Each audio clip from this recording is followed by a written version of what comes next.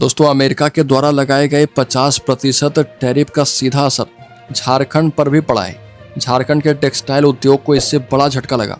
मालूम हो कि अमेरिका ने आयातित टेक्सटाइल और हैंडलूम उत्पादों पर भी टैरिफ बढ़ा दिया है और इसने झारखंड के तसर, सिल्क, खादी और अन्य रेडीमेड वस्त्र के उत्पादों को बड़े स्तर पर प्रभावित किया है। झारखंड की टेक्सटाइल कंपनियों के 80% ऑर्डर रद्द कर दिए गए हैं। अन्य कंपनियों पर भी असर पड़ा है।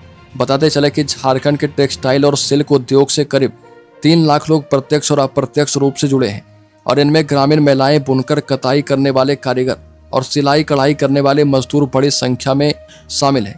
यदि निर्यात घटता है तो इन सबके सामने रोजगार का संकट खड़ा हो सकता है।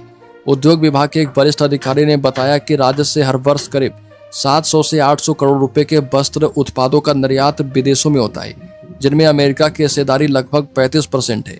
यह वही सेक्टर है जिसने राज्य की ग्रामीण अर्थव्यवस्था और विशेषकर महिला कारीगरों की आजीविका को दशकों से संबल दिया है। ओरिएंट क्राफ्ट की रांची के खेलगांव स्थित रेडीमेड टेक्सटाइल फैक्ट्री में अमेरिका के लिए जे क्रू, पोलो और डिक्स के रेडीमेड गारमेंट तैयार किए जाते हैं और यहाँ 3000 कर्मचारी हैं, जिनमें 90% महिलाएं हैं। कंपनी के अधिकारी भूषण जी बताते हैं कि टैरिफ बढ़ते ही 80% ऑर्डर रद्द कर दिए गए। 20% माल यूरोपियन देशों के लिए तैयार होता है।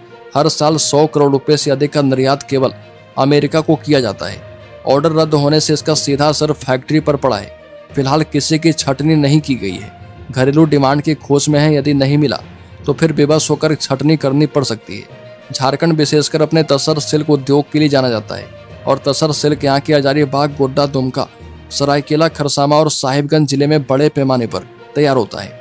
राज्य में हजारों परिवार पीढ़ियों से सिल्क उत्पादन और बुनाई से जुड़े हैं।